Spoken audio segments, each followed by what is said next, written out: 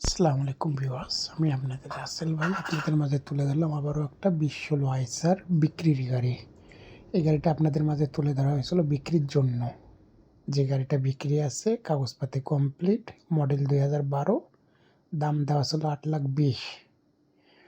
তা এই গাড়িটার ভিত্তিতে আর ফোন দেওয়ার কোনো প্রয়োজন নেই, তবে দেশ বিদেশ অনেকজনে ফোন দিয়েছেন সরাসরি পাল্লায় থাকা নাম্বারে। এইসব কাজ করাটা ঠিক না। সবসময় মিডিয়া ওখানে মাধ্যমের নাম্বার থাকবে, অবশ্যই সরাসরি যোগাযোগ করবেন, অবশ্যই ভালো হয়। আর আপনারা অনেকজনে এই গাড়িটার জন্য সরাসরি পাল্লায় থাকা নাম্বারে যোগাযোগ করছেন।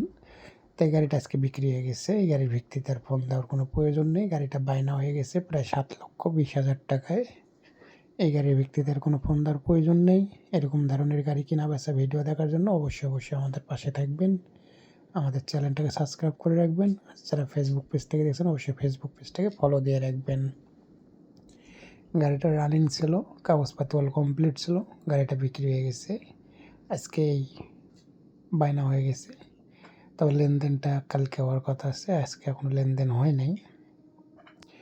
গাড়ি ওখানকার এক পার্টি নিয়েছে, নওগাঁ জেলার গাড়ি ছিল, নওগাঁ জেলাতে বিক্রি হয়ে গেছে।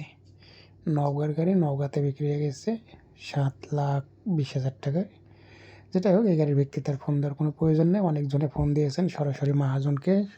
যাই হোক না এখন, মহাজন আমার সঙ্গে শেয়ার করছে, বাট কত নাম্বার ফোন দিয়েছেন তাও আমাকে জানাইছে। তবে এরকম গাড়ি দেখার জন্য অবশ্যই আমাদের পাশে থাকবেন।